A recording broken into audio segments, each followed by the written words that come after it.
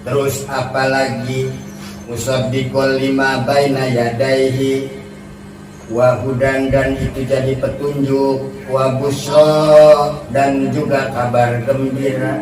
Al-Quran kabar gembira, semuanya kitab-kitab itu mengajarkan tentang kabar gembira.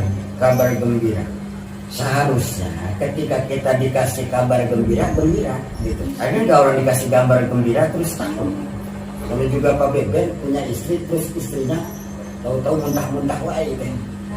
Masuk angin gitu, dari dokter.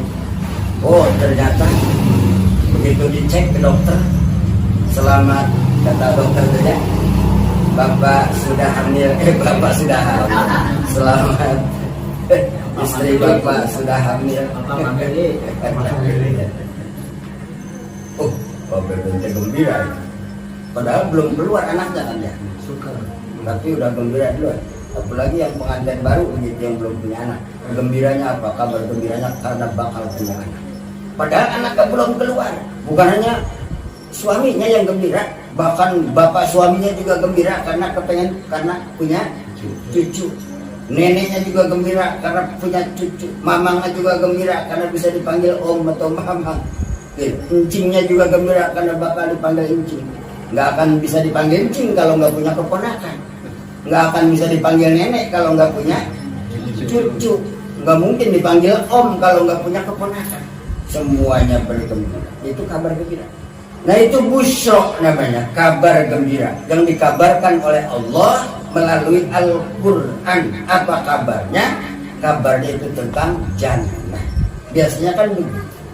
Yang dikabarkan oleh Allah adalah tentang surga. Kira-kira kalau kita dikabarkan tentang surga, gembira enggak? Bentuk kegembiraan kita kumaha? Asik gitu. Ore gitu ya. Udah kayak tour besok. Besok kita bisa besok ke Pangandaran.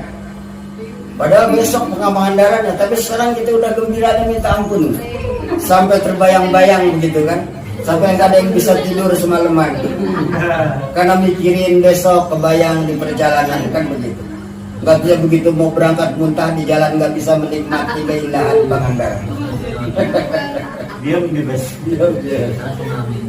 Besok Masjid At-Tawabin bakal dipugar 2 lantai. Gembira enggak? Waduh gembira. Tapi duitnya dari mana? Siapa yang ngasih lahannya?